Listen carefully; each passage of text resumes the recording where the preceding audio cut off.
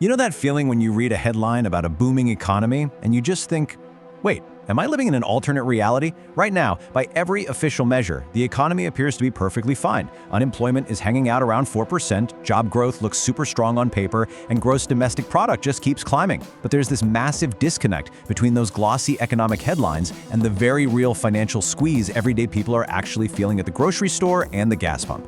So in this explainer, we're going to fundamentally rethink how we look at economic data, and we'll uncover exactly why the official metrics might be entirely missing a recession that has already arrived. It's really the ultimate contradiction of our current moment. I mean, if the economy is supposedly growing, why does it feel like everything is just falling apart for so many of us? It's a completely valid question. And honestly, the data suggests you aren't crazy for asking it. Okay, let's dive into this and investigate this hidden economic reality. The main reason for this disconnect isn't necessarily that a recession is on the horizon. It's that it might already be here and our measurement tools are simply lagging way behind. So there is a stark contrast right now between official surface-level numbers, things like low unemployment and growing GDP, and the lived reality of shrinking bank accounts and mounting financial pressure. The key to understanding this gap is a really crucial fact about how recessions work. They are always declared retroactively. The data just hasn't caught up to the reality on the ground yet. The institutions responsible for tracking this stuff, they don't sound the alarm while the house is literally on fire. They usually wait until the smoke clears to tell you about what you already lived through. Historically speaking, this delay is just standard operating procedure. The organization that officially calls a recession in the United States is the National Bureau of Economic Research, or NBER. Just look at their timeline for the 2008 global financial crisis. The recession actually began in December 2007, but it wasn't officially declared until December 2008. That is a full year later. By the time it was made official, Lehman Brothers had already collapsed and global markets were in total freefall. We saw the exact same 8-month lag during the 2001 dot-com bubble too. The NBER requires comprehensive, airtight data confirmation before making a call. So mechanically speaking, you could be living through a recession right now, and the official confirmation won't arrive for months. This brings us to what the source material calls the labor illusion. A headline boasting a healthy 4.4% unemployment rate seems fantastic, right? Well, until you uncover the hidden reality. To understand the true health of the economy, we have to look a lot deeper. That 4.4% only counts people who are actively looking for a job, meaning they've literally submitted an application in the last 4 weeks. But since the pandemic, 1.6 million Americans have simply stopped looking. They aren't counted as unemployed anymore. They've just vanished from the statistics entirely. And when we zoom out, we see the broader impact of this. Labor force participation has actually dropped by nearly 1.5% compared to pre-pandemic levels. So, while the headlines are cheering a strong, resilient labor market, underneath the surface, the data reveals this steady, quiet drift of people simply giving up. It's a way more complex story than a single low unemployment percentage would ever lead you to believe. Flying completely under the radar, the actual quality of jobs is shifting entirely through a little bit of statistical accounting magic. Imagine a full-time worker gets laid off. To pay the bills, that same worker takes on 2 separate part-time gigs just to stay afloat. Well, the way government labor market data measures this, that situation is actually logged as 2 jobs added. It magically appears as net job growth. The reality is one person lost their income security, but the statistics report a booming job market. To put this all into perspective, even with that brilliant accounting magic happening, the year 2025 only saw 181,000 net new jobs created.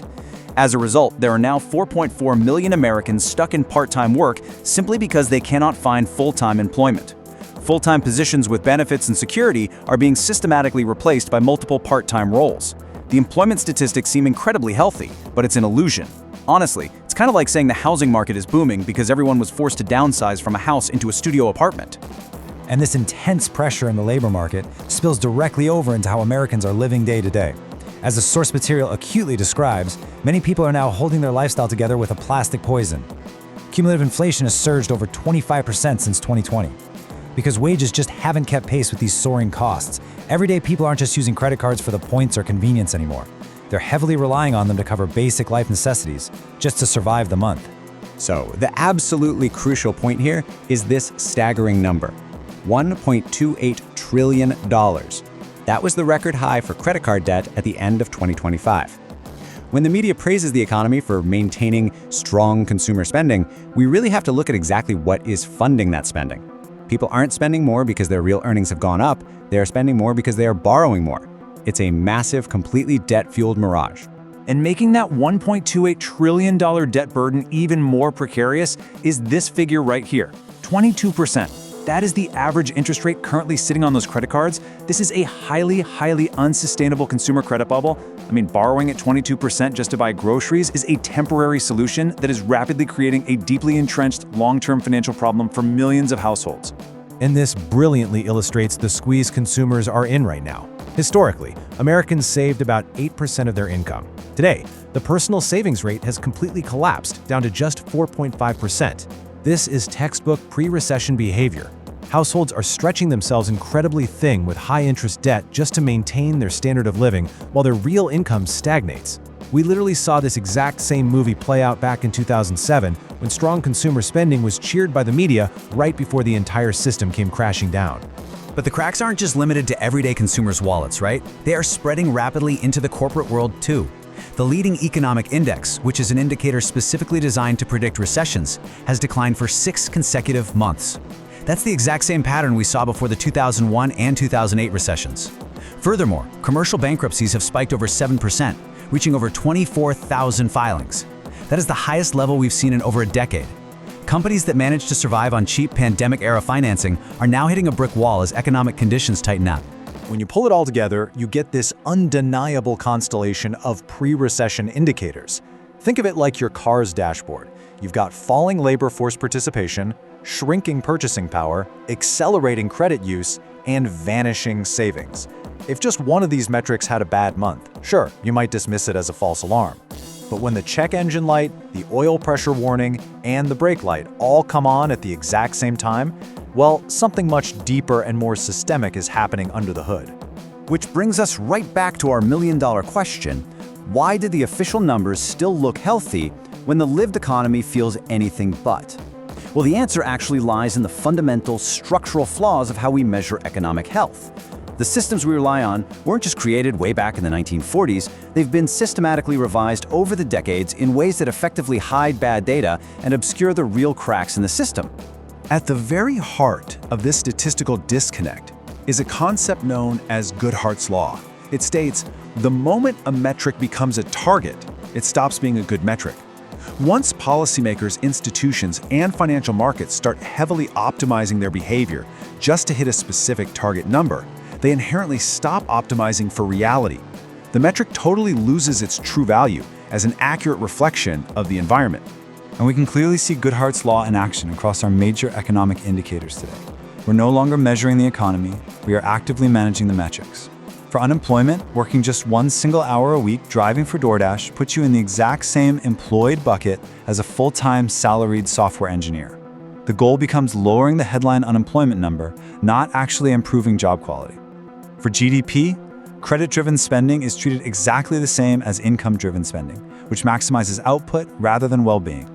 And with inflation, the focus shifts to managing the specific index rather than reducing your actual day-to-day cost of living.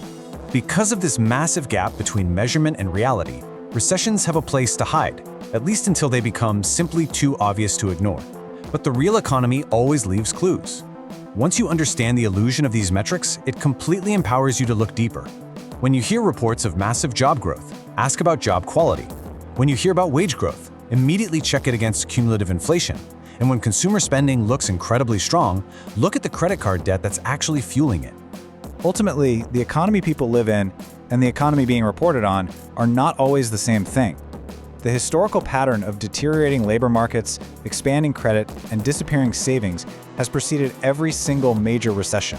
So when the official data finally catches up and the NBER eventually declares what we've already been living through, it won't be breaking news to anyone who's been paying attention.